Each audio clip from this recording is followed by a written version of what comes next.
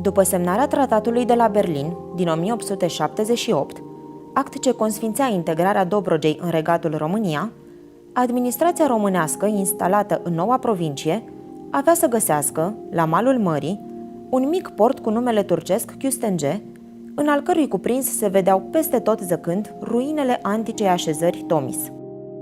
Constanța era, la acea vreme, departe de a se prefigura ca cel mai important port românesc, dar farmecul oriental al orașului și numeroasele lucrări de modernizare ce aveau să-i schimbe rapid înfățișarea, au exercitat încă de la început o deosebită atracție asupra membrilor familiei regale. Prima vizită a principelui Carol în Dobrogea, după instalarea administrației românești în provincie, a început la 15 octombrie 1879 și s-a desfășurat, timp de aproape 2 săptămâni, având ca punct terminus Küstenge, așa cum nota un ziar din epocă. Este cu neputință penei cele mai agere a descrie intrarea Domnului României în vechea Constanția. Scoborându-se trenul spre mare, acest oraș semăna unei flote cu catarguri, împodobită pentru marile sărbători, căci casa cea mai mică, chiar bordeele din suburbia tătărească, erau acoperite peste tot cu drapele. În fiecare stradă erau unul sau mai multe arcuri de triumf. Bulevardul Elisabeta Doamna forma un spaler de arcuri de triumf, acoperite cu drapelele marinelor tuturor statelor. Cum Constanța nu putea asigura o reședință adecvată, trebuie spus că, în timpul când s-a aflat aici, principele Carol a fost găzduit în casa lui Edward Harris, directorul general al companiei engleze Danube and Black Sea Railway and Küstenge Harbour Limited, una dintre personalitățile orașului din epocă. În anii ce au urmat, atât regele Carol, cât și regina Elisabeta sau principii moștenitori au venit în repetate rânduri la Constanța, cu diferite ocazii, precum punerea pietrei de fundament a podului de la Cernavodă, inaugurarea acestuia, începerea lucrărilor de construcție a portului Constanța și alte asemenea lucrări, fiind cazați, de obicei, la hotelul Carol sau pe unul din vapoarele românești. Ideea construirii unei reședințe regale la Constanța a fost lansată în presa epocii în primăvara anului 1896, când ziarul Constanța dădea ca sigură următoarea știre. Ziarele din București arată că măria sa va face a se construi un castel în vara aceasta în rada orașului, probabil pe bulevard, iar nu la vii sau în afară de oraș. Construcția unei reședințe regale la Constanța a fost strâns legată în epocă de demersurile inițiate pentru construirea sediului administrativ al prefecturii. Meritul incontestabil al construirii acestor edificii i-a revenit prefectului Scarlat Vârnav, în timpul căruia au debutat lucrările construcției, în perioada 1904-1905, fiind ridicate primele 2 pavilioane administrative, respectiv Palatul Administrativ, Prefectura și clădirea Tribunalului. După numeroase proiecte semnate, rând pe rând, de arhitecții Filip Muntureanu, Constantin Băicoianu și Alexandru Săvulescu, cel ce avea să își lege numele de această construcție avea să fie însă arhitectul Pierre-Louis Blanc, care a realizat în anul 1902 proiectele clădirilor administrative. Dar nici nu începuseră lucrările de construcție, că un nou eveniment nefericit a avut loc. Moartea neașteptată a arhitectului, în primăvara anului 1903, a constrâns autoritățile locale să însărcineze cu privegherea lucrărilor pe arhitectul Daniel Renard, cunoscut în epocă și pentru activitatea de la cazinoul comunal. Cu certitudine, noua reședință regală a găzduit familia regală în toamna anului 1907, când au avut loc, pentru prima dată, manevrele regale din Dobrogea.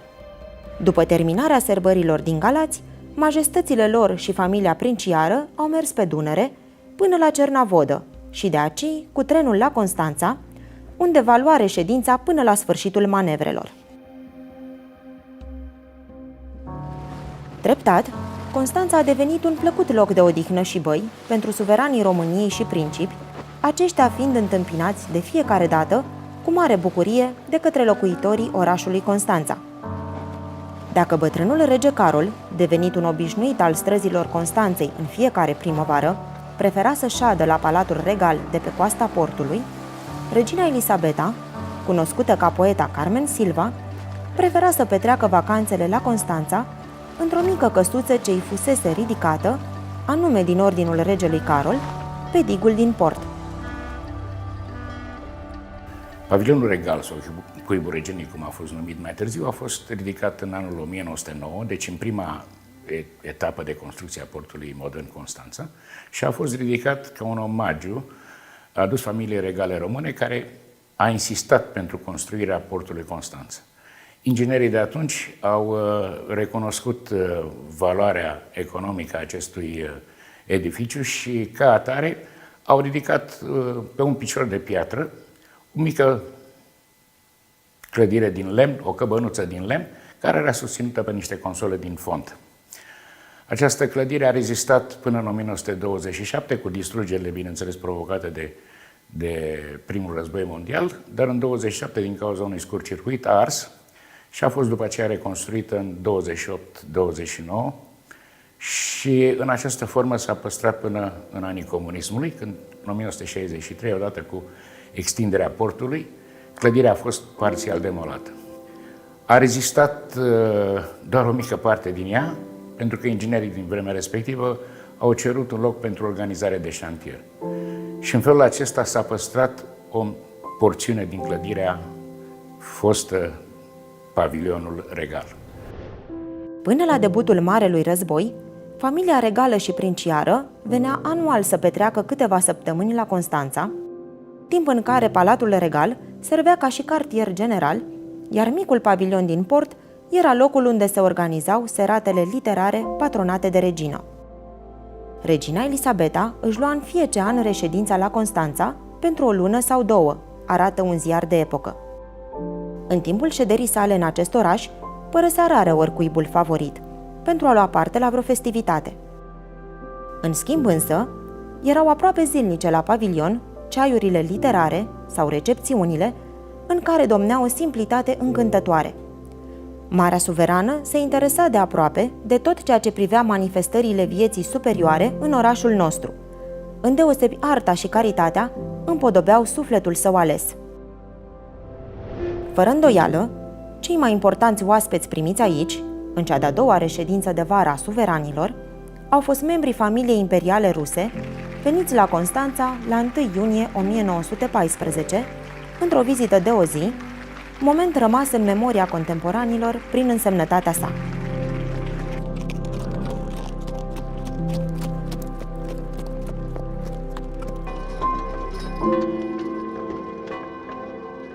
După o serie de momente atent pregătite de oficialitățile române, înalții oaspeți imperiali au vizitat portul Constanța și silozurile, o adevărată realizare tehnică a vremii, pentru ca mai apoi suveranii s-au înapoiat la pavilionul reginei de pe dig, unde a avut loc un dejun strict intim, aici fiind realizate frumoasele fotografii în care apar reunite cele două familii. Ambele regine, atât Elisabeta cât și Maria, au avut mare drag de acest locșor. Regina Elisabeta era în tot timpul încântată să vină aici și, așa cum este foarte bine cunoscut, cum a rămas și în memoriile reginei Maria, era o ființă care adora vântul, îi plăcea să stea pe terasa pavilionului și, bineînțeles, pasa de intrare fiind în lateral, pe vestul clădirii, pasa de intrare în port făcea semne marinarilor de pe vapoarele care intrau și ieșeau din portul Constanța. Anii 1914-1916 au fost marcați de trecerea în neființă a celui care a fost cel mai important și iubit rege al României, Carol I, precum și a reginei Elisabeta. În anii ce au urmat, ai grelei ocupații germano-bulgare a Dobrogei, Palatul Regal de la Constanța și pavilionul din port au suferit numeroase distrugeri. După 1924, pavilionul a fost renovat și a deservit ca reședință la Constanța pentru regina Maria și loc de odihnă pentru principele Mihăiță. În iarna anului 1927, Un devastator incendiu a mistuit o mare parte din micuța clădire de lemn, construită inițial după planurile lui Angel Saligny. Refacerea pavilionului a revenit astfel arhitectului Victor Ștefănescu, care a reconfigurat clădirea astfel încât să semene cu un vapor. Regele Carol al II-lea venea și rămânea foarte puțin aici. Din câte își aduce aminte regele Mihai, care a vizitat acest muzeu, acest loc, el pescuia din lateral gingirică. Când mi-a spus acest lucru, am rămas ușor uimit, dar am văzut în același timp latura umană a maestății sale, în sensul că n-avea de unde să audă acest cuvânt decât de la pescari, de la oamenii care se ocupau cu așa ceva, nu de la comandantul Proșinac sau de la Regina Mamă sau de la Regina Maria. Deci avea contact permanent cu oamenii orașului, cu pescarii, cu oamenii de rând. Tot după Marele Război, începând cu anul 1922, autoritățile constanțene au găsit că este necesară construirea unei noi reședințe regale, vechiul palat regal devenind Curtea de Apel a Constanței. În acest sens, în toamna anului 1924, Consiliul Local a oferit suveranilor un teren în Mamaia, unde avea să se edifice, între 1924-1926, noua reședință regală. Planurile noii construcții, precum și un mic pavilion pentru principele Mihai, au fost proiectate de arhitecții Mario Stopa și Constantin Dobrescu, conform cerințelor reginei Maria, îmbinând elemente ale arhitecturii românești cu elemente de inspirație mediteraneană. Palatul Reginei Maria este o construcție somptuoasă, este una dintre cele mai importante construcții în stil neo-românesc din România. De asemenea, este o construcție care, la momentul deschiderii în 1926, avea un inventar extrem de important și de valoros. De pildă, aici, în Palatul din Mamaia, se afla colecția de covoare basarabene a regelui Ferdinand, se afla colecția de picturi a împărătesei Maria Alexandrovna a Rusiei și, de asemenea, sigur, toate obiectele pe care Regina Maria le-a adunat în timpul călătorilor ei. Aș aminti aici doar tapiseriile englezești de in și porțelanurile venețiene decorate în alb și albastru. Finalizat în primăvara anului 1927, Palatul Regal de la Mamaia nu avea însă să-și primească niciodată suveranul, deoarece regele Ferdinand I a murit în vara aceluiași an, iar din voința reginei Maria, această proprietate a fost donată principesei mamă Elena și regelui copil Mihai, fiind inaugurată în data de 22 august 1927. Principesa Elena a iubit micul palat de la Mamaia. Mărturie stau însemnările reginei Maria. Nichi a venit ieri și Sita a sosit la micul dejun. Ea adoră viața pe care o duce la Caradalga, dar trebuie să-și împartă timpul între acest loc și București. La fel de fericit a fost Mihai, care a petrecut la Mamaia numeroase clipe de bucurie, jucându-se în nisip, înnotând sau călărind alături de mama sa. Fotografiile din epocă ne relevă plăcerea resimțită de membrii familiei regale cu ocazia diferitelor activități derulate în sezonul estival, băile de mare, călăria, călătoriile cu automobilul și altele. Este o locuință importantă pentru istoria României și o locuință importantă pentru memoria Constanței și memoria interbelică din mai multe puncte de vedere, dar aș vrea aici, în afară de tot ceea ce a însemnat sentimentul acesta al apartenenței Reginei Maria la o provincie cum este Dobrogea, aș vrea să amintesc doar că respectiva reședință, Palatul Regal din Mamaia, a fost centrul de întâlnire a unor personalități importante din lumea politică, din lumea capetelor încoronate ale Europei și din lumea prietenilor foarte valoroși ai Reginei Maria. Și n-aș aminti aici decât prezența în Palatul Regal din Mamaia a unor persoane cum ar fi Regina Sofia a Greciei, prezența viitorului rege Paul al Greciei, a Reginei Mărioara a Iugoslaviei, fiica Reginei Maria, a ducelui Filip de Edinburgh, cel care a fost câteva decenii bune soțul Reginei Elisabeta a Marii Britanii, Dar dintre toate aceste personalități aș ține să amintesc prezența în Palatul din Mamaia și o acțiune mai puțin cunoscută a șefului Republicii Polone, un prieten, aș spune, intim al reginei, în sensul că au păstrat o relație de prietenie foarte strânsă și o relație care a durat până la moartea mareșalului Iosif Pilsudski, pentru că despre el este vorba. Într-una din vizitele în România, în 1928, în Palatul Regal din Mamaia, regina Maria și mareșalul Pilsudski au semnat, chiar în spatele meu, în construcția aceasta, un proces verbal prin care cei doi, suverana României și liderul Poloniei independente, au constatat că Marea Neagră nu este neagră. După ce au făcut un experiment cu o panglică de culoare albă din bumbac, pe care au ținut-o în apă vreme de jumătate de oră, au constatat că ea nu se înnegrește și că, prin urmare, panglica aceasta denotă sau arată că Marea Neagră nu este deloc neagră. Procesul verbal a fost semnat și de regina Maria și de mareșalul Pilsudski și a fost trimis acasă, la Varșovia, celor două fete ale mareșalului. În anii ce au urmat, 1927-1930, reședința regală de la Mamaia a fost un loc de reuniune a întregii familii, venind aici, periodic, și rudele grecești ale principesei mamă, principesele Irene și Ecaterina ale Greciei și Danemarcei, precum și principesele Margarita și Teodora ale Greciei și Danemarcei, alături de fratele lor, prințul Filip al Greciei și Danemarcei, cel ce avea să devină mai târziu Filip de Edinburgh, soțul fostei regine Elisabeta II a Marii Britanii.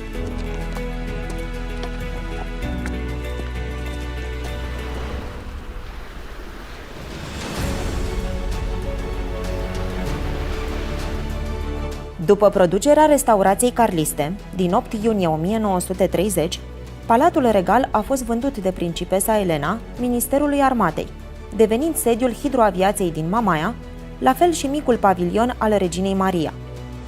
Suverana avea să se mai întoarcă în câteva rânduri la Constanța, în august 1933 și mai apoi în toamna anului 1935, când, dând curs invitației prefectului de Constanța, a vizitat pasarela din Mamaia, proaspăt inaugurată, prilej cu care și-a revăzut, pentru ultima dată, fosta reședință de aici.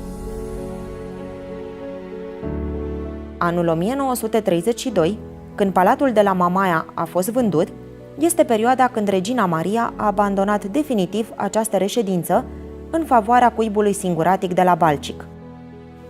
Balcicul fusese descoperit de regina Maria încă din anul 1914, într-o scurtă vizită pe care o făcuse alături de Ferdinand. Avea să-l redescopere în octombrie 1924, alături de fiul Nighi și de pictorul Satmari, cel care avea să facă schițele reședinței de aici, moment rememorat de regină în amintirile sale. Uitând de oboseală, ne grăbeam atrași de un loc care îmi părea de departe o oază verde care se rostogolea până la mare. Dincolo de mori, deasupra unui dărăpânat zid de piatră, un fel de terasă pe care creștea viță de vie. La câțiva pași mai departe, o a doua terasă, mai scurtă și mai strâmtă, în capătul căreia se înălța un singuratic plop, a plecat peste apă, irezistibil atras parcă de cântecul mării. Rămăsei împietrită. Acel colț era fermecător și avusei senzația stranie de a-l fi căutat toată viața și de a-l fi găsit în sfârșit. Și, într-adevăr, acel loc de vis deveni al meu. Pe el am construit o casă albă, modestă, cu acoperișul plat, în armonie cu atmosfera orientală din prejur, și am numit-o Tenhaiuvah, ceea ce înseamnă în turcește cuibul singuratic. În 1925 au început lucrările la principala vilă de la Balcic, cuibul liniștit. Regina Maria și-a dorit însă ca această reședință să aibă un element arhitectural deosebit, minaretul, menit a prezerva tradiția orientală a locului. Vila principală, Tenhaiuvah, se compunea din 14 camere, 2 terase și un balcon, etajul superior fiind împărțit între salonul de dormit al reginei Maria, baia, camera de toaletă, spațiul dedicat biroului de lucru utilat cu mobila Fabron și balconul inelar, ce oferea suveranei o superbă priveliște către mare. Dormitorul reginei avea un șemineu turcesc alb pe una din laturi și 2 somiere mari ce deserveau ca loc de odihnă pentru regină și pentru Ileana, mobilierul fiind completat de câteva măsuțe încrustate cu sidef, mai multe lăzi tronuri, noptiere, etajere, scaune și fotolii. Peste tot se regăseau diferite vaze de alamă, aramă, cositor sau de pământ, porțelanuri japoneze, vaze persane și circa 20 de candele, o parte din acestea fiind atârnate chiar deasupra budoarului reginei. La fel ca și salonul reginei, holul, antreul și sufrageria conțineau și ele un bogat mobilier de lemn, completat de numeroase obiecte decorative, tablouri și icoane. Mesele se serveau, de obicei, în sufragerie, dar atunci când regina Maria era singură sau în compania Ilenei, prefera adeseori să mănânce în balcon. Sufrageria regală dispunea de un mobilier negru, sculptat, completat de numeroase servicii de masă din porțelan și cristal de cea mai bună calitate, precum serviciul Alteța sa regală Principele Nicolae, serviciul de păsări Booth's Rockery and Pheasant, serviciul chinezesc Chinese Dragon and Bird, serviciul japonez Pagoda, serviciul venețian și altele. Gândit ca o reședință personală, palatul din Balcic și domeniul său au fost modelate după dorințele reginei Maria și sub atenta supraveghere a lui Denise Gaetan, secretarul personal al acesteia. Pe lângă mica și cocheta vilă cu minaret, în care se aflau salonul și dormitorul reginei, în anii ce au urmat au fost construite o serie de vile și alte clădiri anexe, menite a-i găzdui pe copiii și ginerii reginei Maria sau pe prietenii acesteia. A doua clădire a complexului regal de la Balcic era vila Mavidalga, Valul Albastru, și cuprindea 16 camere. La etajul întâi se aflau amenajate apartamentele doamnelor de onoare, cele a lui Denise Gaetan, secretarul personal al reginei, iar la etajul al doilea fusese amenajat apartamentul principelui Nicolae. Clădirea a fost construită pe o pantă foarte abruptă, care a impus o remodelare a spațiului arhitectural, astfel încât latura vestică avea 3 etaje, la nivelul cel mai de sus fiind amenajat apartamentul principesei Ileana, în vreme ce latura estică se ridica doar pe un nivel. Camerele fuseseră amenajate cu mobilă masivă, sculptată, iar podeaua era acoperită cu dale de piatră frumos decorate. O amprentă inconfundabilă a acestei clădiri o dau ușile sculptate de la intrare, achiziționate de regina Maria din călătoriile sale în Spania și care, la dorința suveranei, au fost aduse și montate la aceste vile. În paralel cu edificarea complexului rezidențial, sub atenta supraveghere a reginei și prin grija grădinarului Jules Janin, prind viață minunatele grădini și terase ale Balcicului, denumită după copiii reginei Maria sau după alți membri ai familiei regale. Domeniul regal, întins pe aproape 1500 de metri pătrați, era amenajat într-o succesiune de splendide terase și grădini tematice, fiind locul în care regina Maria prefera să-și petreacă timpul. Una peste alta, am construit grădini mici, în terase, fiecare purtând numele unei ființe iubite. Mircea, Ferdinand, Carol, Elisabeta, Minion, Nicolae, Ileana, Sandro, Mihai, Petru Dușan, Elena, George. Fiecare din grădinile acestea pietruite este plină de flori, grădini de amintiri în care am semănat dragoste, nădejdi și chiar lacrimi. Aici vin când sunt obosită, ca să mă împrospătesc cu vlagă când viața mi se pare prea grea.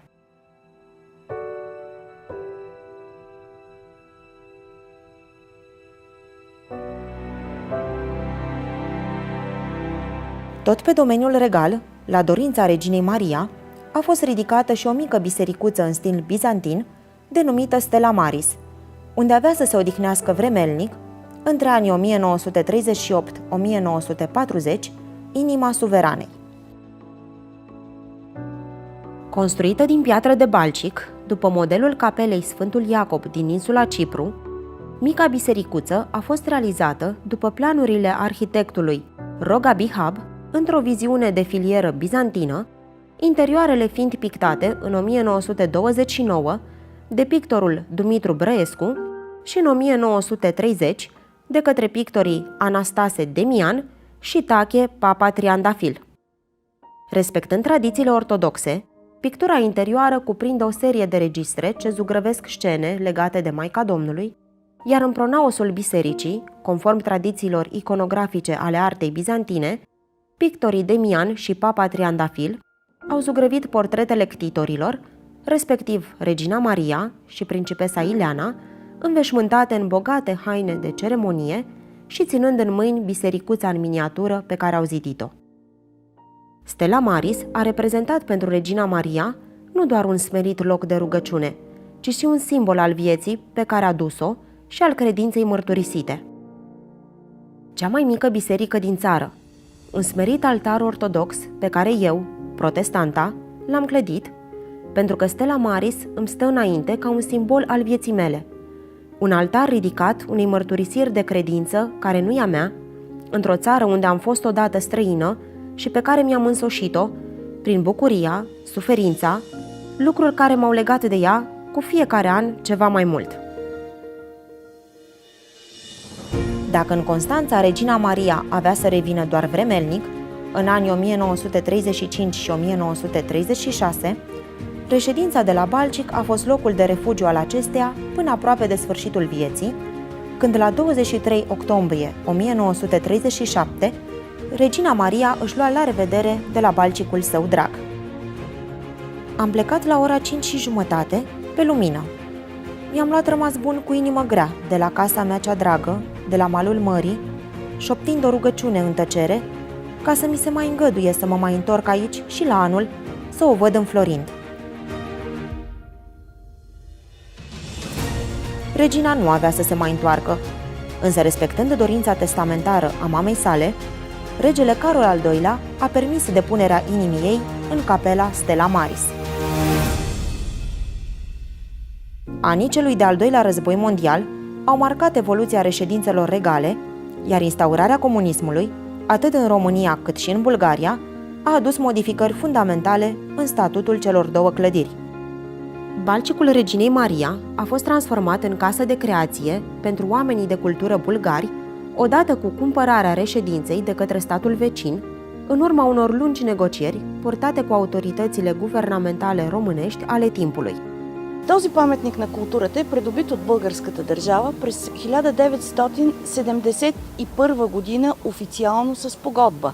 Той е разменен срещу няколко сгради в София, включително и румънското посолство, земя и сгради, и за него са платени 2 милиона златни лева от българската държава, защото така или иначе той съществува и е експониран на българска територия след 1940 година.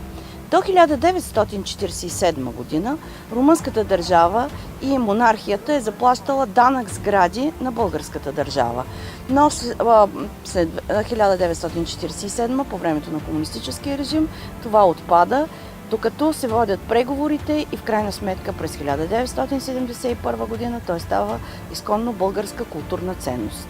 Въпреки, че винаги с почитание и с уважение ние говорим за кралица Мария Единбург, румънска, която е създала това прекрасно, уникално място с над 10 градини и около 40 сгради, част от които и в момента са паметници на културата. 15 от тях са единични паметници на културата, издадени с заповед на министъра на културата през 2002 година и регистрирани в Националния регистър на недвижимите културни ценности в България.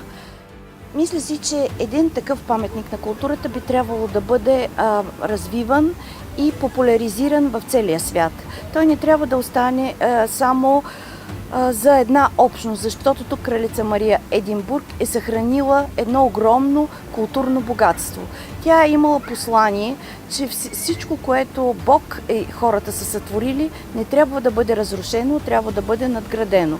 И различни други туристически обиколки в чужбина сме популяризирали мястото. За това говори и големия наплив на туристи от цял свят. În acest timp, fostul palat regal de la Mamaia a fost spoliat de simbolistica sa regală, fiind transformat în anii 60 în casă de odihnă a oamenilor muncii, iar mai apoi în club hotelier Neckerman, pierzându-și treptat identitatea.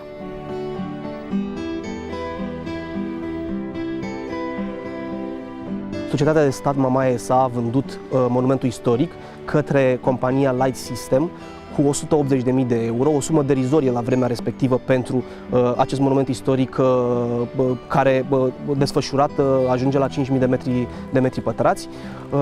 În 2004 și terenul aferent Palatului Regal a fost vândut, de data asta de către Primăria Constanța, condusă de Radu Mazăre, către aceeași companie Light System cu 23 de euro metru pătrat. În 2014 am descoperit că Palatul Regal din Mamaia a fost vândut fără respectarea legii, fără respectarea dreptului de preemțiune.